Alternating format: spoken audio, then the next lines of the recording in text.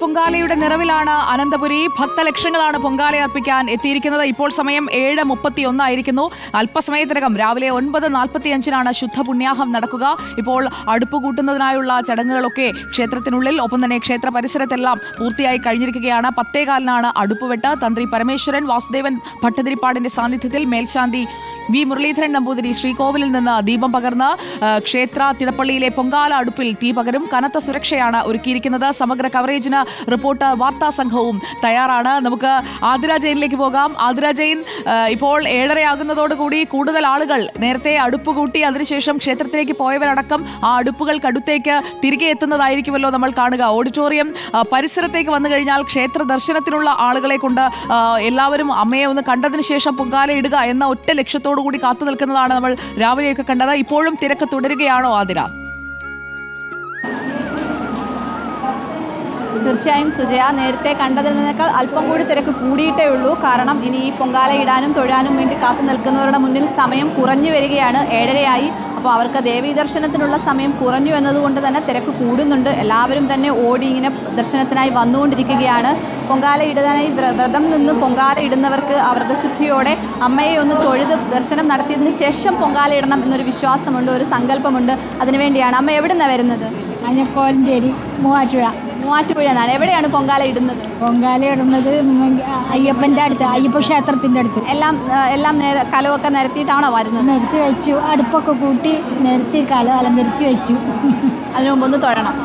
അതിനു മുമ്പ് ഒന്ന് തൊഴണം. അമ്മയുടെ അനുവാദത്തോടെ മേടിച്ച് വന്ന് ഞങ്ങൾക്ക് തൊഴുകണം. എത്രാമത്തെ പൊങ്കാല? ഇപ്പോൾ 8ാമത്തെ. ഞാൻ അതായത് ആറ്റുകാലമ്മയുടെ അനുഗ്രഹം വാങ്ങിയതിന് ശേഷം പൊങ്കാല ഇടണം എന്നൊരു സങ്കല്പമുണ്ട്. അതിനുവേണ്ടി അമ്മയെ കണ്ട് തൊഴുത് അനുഗ്രഹം വാങ്ങി പൊങ്കാല നേദിക്കുവാൻ വേണ്ടിയിട്ടുള്ളൊരു കാത്തിരിപ്പാണ് ഇവിടെ എല്ലാവരും. അമ്മ എവിടെയാണ് പൊങ്കാല ഇടുന്നത്? ഇവിടെ അടുത്തൊരു വീട്ടിലാണ്. എവിടുന്നാണ് വരുന്നത്? എത്രാമത്തെ? കൊടുങ്ങല്ലൂരിന്നാണ്.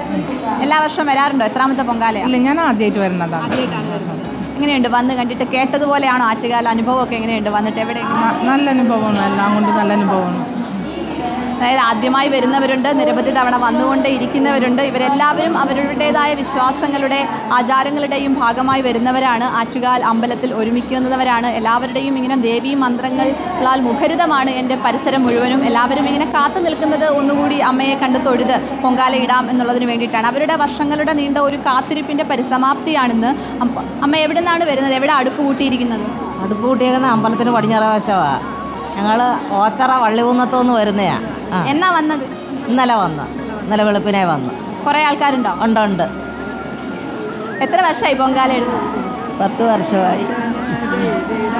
10 വർഷമായി പൊങ്കാല ഇടുന്നവരുണ്ട്, അമ്മമാരുണ്ട്, അതുപോലെ ചെറിയ കുട്ടികളുണ്ട്, കുടുംബത്തോടെ വരുന്നവരുണ്ട്, നാട്ടുകാർ ഒരുമിച്ച് വരുന്നവരുണ്ട്. അതുപോലെ അവിടെ വിശ്വാസത്തിൻ്റെ ഭാഗമായിട്ട് ഒരു സംഘം ചേർന്ന് വഴിപാടായി തന്നെ പൊങ്കാല അർപ്പിക്കാൻ പല നാടുകളിൽ നിന്ന് വരുന്നവരുണ്ട്. ഇവരെല്ലാവരും ഇവിടെ വന്നു കഴിഞ്ഞാൽ പല സ്ഥലങ്ങളിലായിരിക്കും അടുപ്പ് കൂട്ടുക. ഇപ്പോൾ ഈ കാണുന്നവരൊന്നും തന്നെ ഈ അമ്പലത്തിൻ്റെ പരിസരത്ത് അടുപ്പ് കൂട്ടിയവരാകണം എന്നില്ല. അവരൊക്കെ പല സ്ഥലങ്ങളിൽ അടുപ്പ് കൂട്ടിയവരാണ്. അപ്പോൾ അവർക്ക് അവിടെ എല്ലാം തയ്യാറായതിനു ശേഷം എത്രയും വേഗം ആറ്റുകാല് വന്നൊന്ന് ദർശനം നടത്തിയിട്ട് തിരിച്ചു പോകാം എന്ന ഒരു കണക്കുകൂട്ടലിലേക്ക് ഓടി എത്തുന്നവരാണ്.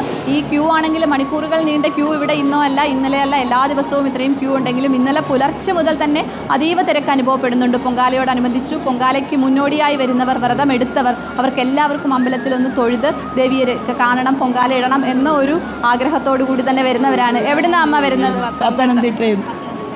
എന്നാ വന്നത്? ഇന്നലെ വന്ന. എല്ലാം തയ്യാറാണോ? എത്രാമത്തെ പൊങ്കാലയാണ്?